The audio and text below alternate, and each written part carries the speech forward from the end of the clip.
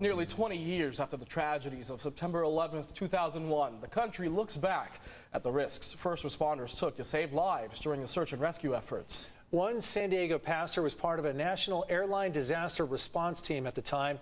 News 8's Brian White talked with him about what it was like on the ground during the aftermath of 9/11. That's right. When the Twin Towers fell 20 years ago, Pastor Mickey Stone-Ure was called to duty to serve on the ground as a chaplain during the search and recovery operations. Very dynamic, lot of emotion, a lot of brokenness. Pastor Mickey Stone-Ure remembers the raw emotion and trauma experienced by the families of the fallen during the aftermath of 9/11.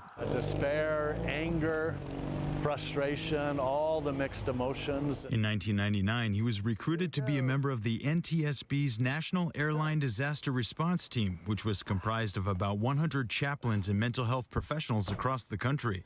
Pastor Stone-Ure happened to be on call for September of 2001, so he spent 2 weeks on the ground working with families and first responders at Ground Zero. When a firefighter police officer was recovered and were lifted to where we were, and it was the whole site would stop at that moment, it was completely silent, and at that point we were there to pray for the families. Pastor Stone-Ure is now the lead chaplain for San Diego Fire Rescue, and he says firefighters and police serve our community with the same honor and passion he saw 20 years ago in New York City. They respond to 9/11 events every shift.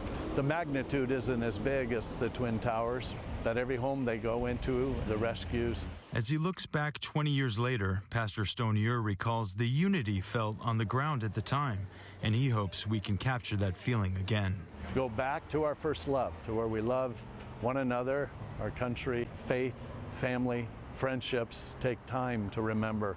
Brian White for News 8.